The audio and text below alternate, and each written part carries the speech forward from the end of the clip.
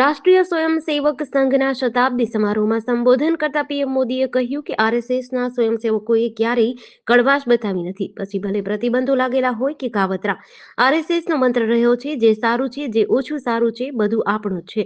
આ પ્રસંગે પીએમ મોદીએ આરએસએસના યોગદાનને દર્શાવતી એક સ્મારક, ટપાલ ટિકિટ અને ₹100નો સિક્કો પણ બહાર પાડ્યો. તેમણે કહ્યું કે રાષ્ટ્રની સેવા અને સમાજને સશક્ત બનાવવામાં સતત કાર્યરત આરએસએસના સ્વયંસેવકો પણ આ ટપાલ ટિકિટમાં દેખાય છે. હું આ માટે દેશને અભિનંદન આપું છું. રાષ્ટ્રીય સ્વયંસેવક સંઘના શતાબ્દી સમારોહ નિમિત્તે પીએમ મોદી બુધવારે નવી દિલ્હીમાં આરએસએસના યોગદાનને પ્રકાશિત કરતી એક સ્મારક ટપાલ ટિકિટ અને સિક્કો બહાર પાડ્યો હતો. ગાંધીનગરના સેક્ટર 24ના મંડળ સ્ટાફ ક્વાર્ટરમાંથી અમદાવાદના શાહીબાગ હેડક્વાર્ટરમાં ફરજ બજાવતી મહિલા કોન્સ્ટેબલનો નિર્વસ્ત્ર હાલતમાં મૃતદેહ મળ્યો હતો. આ કેસમાં પોલીસે આરોપીની ધરપકડ કરી છે. અગાઉ પોલીસે ટેકનિકલ સર્વેલન્સના આધારે એક અમરેલીના શંકાસ્પદ શખ્સને રાઉન્ડ અપ કરી પૂછપરછ કરી હતી. શંકાસ્પદ શખ્સ મહિલા કોન્સ્ટેબલના ઘરે આવ્યો હોવાના પુરાવા મળતા પોલીસે ઉઠાવી લઈ ઇન્ટ્રોગેશન કર્યું હતું. મહિલા પોલીસકર્મીનું મોઢું દબાવી હત્યાને અંજામ આપ્યો હતો. આ સાથે જ મહિલા કોન્સ્ટેબલના મોબાઈલમાંથી એક નંબર મળી આવ્યો છે, જે બંધ આવી રહ્યો છે. પોલીસ હાલમાં પ્રેમ પ્રકરણના એંગલ ઉપર તપાસ કરી રહી છે. ગત 26 જુલાઈ 2023ના રોજ એટીએસે રાજકોટ ખાતે સોની બજારમાં નોકરી કરતા અને અલ-કાયદાનો પ્રચાર કરતા 3 આતંકીને ઝડપી લીધા હતા, જેની સામેનો ગુનો પુરવાર થતા તેમની સેશન્સ કોર્ટે અંતિમ શ્વાસ સુધીની સખત કેદની સજા અને 10,000નો દંડ ફટકાર્યો છે. સરકાર તરફે જિલ્લા સરકારી વકીલ એસ.કે. વોરાએ રજૂઆત કરી હતી કે આરોપીઓ પાસેથી મળી આવેલા મોબાઈલ ફોનમાં વોટ્સએપ ચેટિંગના વાર્તાલાપથી સાબિત થાય છે કે તેઓ મુસ્લિમ સમાજના ચોક્કસ વર્ગને દેશ વિરોધી પ્રવૃત્તિઓ માટે ઉશ્કેરી રહ્યા છે. અંતિમ શ્વાસ સુધીની આજીવન કેદની સખત સજા અપાવવા માટે સરકાર તરફે સરકારી વકીલે રજૂઆત કરતા આ ત્રણેય આરોપીના માનસ પર જેહાદી પરિબળો દ્વારા દેશ વિરોધી વિચારસરણી લાદી દેવામાં આવી હોવાનું જણાવ્યું હતું. યુએસ પ્રમુખ ડોનાલ્ડ ટ્રમ્પ સેનેટ દ્વારા ફંડિંગ બિલ પાસ કરાવવામાં નિષ્ફળ ગયા. મંગળવારે મોડી રાત્રે બિલ પર મતદાન થયું. બિલના સમર્થનમાં 55 અને વિરોધમાં 45 મત પડ્યા. બિલ પસાર થવા માટે 60 મતની જરૂર હતી, જેના માટે ટ્રમ્પની રિપબ્લિકન પાર્ટીના વિપક્ષ ડેમોક્રેટ્સનું સમર્થન જરૂરી હતું. જો કે ડેમોક્રેટ્સે બિલની વિરુદ્ધમાં મતદાન કર્યું. 100 સભ્યની સેનેટમાં 53 રિપબ્લિકન, 47 ડેમોક્રેટ્સ અને 2 અપક્ષ સભ્ય છે. ભંડોળ બિલ પાસ કરવા માટે 60 મતની જરૂર હતી. બિલ પાસ ન થવાથી આજે ભારતીય સમય મુજબ સવારે 9:30 વાગ્યે અમેરિકામાં શટડાઉન શરૂ થઈ ગયું છે. આનાથી સરકારી કામગીરી ઠપ થઈ જશે. 9 લાખ કર્મચારીઓને રજા પર જવાની ફરજ પડવાનું જોખમ વધી ગયું છે. ટ્રમ્પે સરકારી કર્મચારીઓને કાઢી મૂકવાની ધમકી આપી છે. ટ્રમ્પની રિપબ્લિકન પાર્ટીના એક સાંસદે ભંડોળ બિલ વિરુદ્ધમાં મતદાન કર્યું, જ્યારે 2 ડેમોક્રેટિક સાંસદોએ સમર્થનમાં મતદાન કર્યું હતું. સુરેન્દ્રનગરના ધ્રાંગધ્રા-સરા વચ્ચે રોડની સાઈડમાં ખાડામાં કાર ખાબકતા એક પરિવારના 4 સભ્યોના મોત થયા છે. એક મહિલા બીમાર હોવાથી પરિવાર તેને લઈને હોસ્પિટલ જતું હતું. આ દરમિયાન આ દુર્ઘટના થતા એક પુરુષ અને 3 મહિલાના મોત થયા છે, જ્યારે અન્ય 2 લોકો ઘાયલ થતા તેમને સારવાર અર્થે ખસેડાયા છે.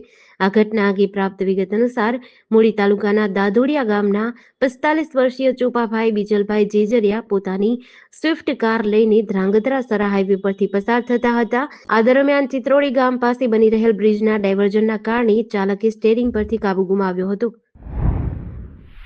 વેરાવળ તાલુકાના સિડોકર ગામે રબારી સમાજના આસ્થાના કેન્દ્ર સમા મોમાઈ માતાજીના મઢ ખાતે પૂંજ ઉત્સવ પ્રસંગે શોકાંત ઘટના બની છે. નવરાત્રીની 8મ અને 9મના પાવન પ્રસંગે યોજાયેલ પૂંજ ઉત્સવમાં આજે વહેલી સવારે કરુણાંતિકા સર્જાતા ઉત્સવની રોનક ગમગીન બની ગઈ.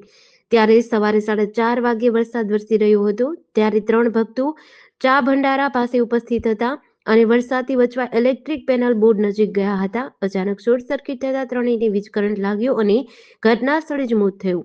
ત્રણેયના મૃતદેહને વેરાવળ સિવિલ હોસ્પિટલે પીએમ અર્થે ખસેડાયા છે. ગામમાં મોમાઈ માતાજીનો પૂંજ ઉત્સવ વર્ષોથી ભવ્ય રીતે ઉજવાય છે. રિઝર્વ બેંક ઓફ ઇન્ડિયાએ આ વખતે રેપો રેટમાં કોઈ ફેરફાર કર્યો નથી. એને 5.5% પર યથાવત રાખ્યો છે. આનો અર્થ એ છે કે લોન વધુ મોંઘી નહીં થાય અને તમારું ઈએમઆઈ નહીં વધે. ઓગસ્ટમાં પાછલી બેઠકમાં પણ દરમાં કોઈ ફેરફાર કરવામાં આવ્યો ન હતો. આ નિર્ણય 29 સપ્ટેમ્બરથી 1 ઓક્ટોબર દરમિયાન યોજાયેલી મોનેટરી પોલિસી કમિટીની બેઠકમાં લેવાયો હતો. આરબીઆઈ ગવર્નર સંજય મલ્હોત્રાએ આજે એટલે કે 1 ઓક્ટોબરના રોજ જાહેરાત કરી હતી. આરબીઆઈ ગવર્નરે કહ્યું કે કમિટીના તમામ સભ્યો વ્યાજ દર સ્થિર રાખવાના પક્ષમાં હતા. ફુગાવામાં ઘટાડો થવાથી આ નિર્ણય લેવાયો હતો. ભારતીય રિઝર્વ બેંકે જે દરે બેંકોને ધિરાણ આપે છે અને રેપો રેટ કહેવાય છે, દરમાં કોઈ ફેરફાર ન થાય એટલે વ્યાજ દર વધશે કે ઘટશે નહીં. આ વર્ષે રેપો રેટ 3 વખત ઘટાડાયો, 1% ઘટાડો થયો છે. ભાવનગર શહેરમાં રખડતા ઢોરને પકડવા ગયેલી ટીમ ઉપર કેટલાક અસામાજિક તત્વો દ્વારા જીવલેણ હુમલો કરવામાં આવ્યો હોવાનો વિડીયો સામે આવ્યો છે. આ હુમલો શહેરના ચિત્રા ફિલ્ટરની ટાંકી પાસે થયો હતો, જ્યાં ઢોર પકડવાની કામગીરી ચાલતી હતી. ઢોર પકડવાની કામગીરી દરમિયાન અચાનક અમુક ઇસમોનું જૂથ ઘટના સ્થળે આવ્યું અને તેમણે પોલીસની હાજરીમાં જ ઢોર પકડતી ટીમ પર લાકડીઓ વડે હુમલો કર્યો હતો. આ હુમલામાં ઢોર પકડતી એજન્સીના કોન્ટ્રાક્ટર ઉપર રાખેલા સુપરવાઇઝર અને એક કર્મચારીને ગંભીર ઇજાઓ થઈ હતી, જેમને ભાવનગર સરટી હોસ્પિટલે ખસેડાયા હતા. આ અંગે પોલીસે કાર્યવાહી હાથ ધરી છે.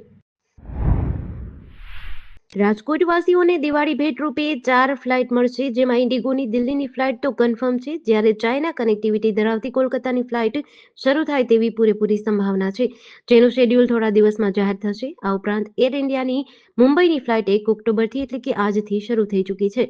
26મી ઓક્ટોબરથી વિન્ટર શેડ્યુલમાં દિલ્હીની નવી સવારની ફ્લાઇટ શરૂ થશે. દિવાળીના તહેવારોમાં હવાઈ મુસાફરી હરવા ફરવા જતા હોવાથી ભારે ભીડ જોવા મળશે, ત્યારે શહેરમાં તેમજ આસપાસના 2 લાખ જેટલા એમએસએમઈ એટલે કે નાના ઉદ્યોગ આવેલા છે. આ પ્રકારના ઉદ્યોગકારો અને વેપારીઓને પણ ફાયદો થશે. ફુલસર વિસ્તારમાં રહેતા અને માર્કેટિંગ યાર્ડ ચિત્રામાં કમિશન એજન્ટ તરીકે વ્યવસાય કરતા એક યુવકે તેના 2 પરિચિતો વિરુદ્ધ જાનથી મારી નાખવાની ધમકી આપવા બદલ બોર તળાવ પોલીસ મથકમાં ફરિયાદ નોંધાવી છે. આ બનાવ અંગે બોર તળાવ પોલીસ મથકેથી પ્રાપ્ત વિગત અનુસાર ફરિયાદીએ આશરે 1.5 વર્ષ પહેલા ધંધાના કામ અર્થે આ બંને વ્યક્તિઓ પાસેથી મિત્રતાના નાતે 27 લાખ રૂપિયા હાથ ઉછીના લીધા હોવાનું જણાવ્યું છે. છત્રપાલસિંહ ઉર્ફે સતુભા ઘનુભા સરવૈયા ફુલસરે પોલીસને આપેલી ફરિયાદ અનુસાર તેઓ માર્કેટિંગ યાર્ડ ચિત્રામાં ખોડલરાજ ટ્રાવેલ્સનું મેનેજમેન્ટ સંભાળીને કમિશન એજન્ટ તરીકે પોતાનું ગુજરાન ચલાવે છે. બોરતળાવ પોલીસે છત્રપાલસિંહ સરવૈયાની ફરિયાદના આધારે અર્જુનસિંહ ઉર્ફે દકો જ્યુભા ચુડાસમા અને છત્રપાલસિંહ ઉર્ફે સીએ અજીતસિંહ ચુડાસમા વિરુદ્ધ ફરિયાદ નોંધાવી છે.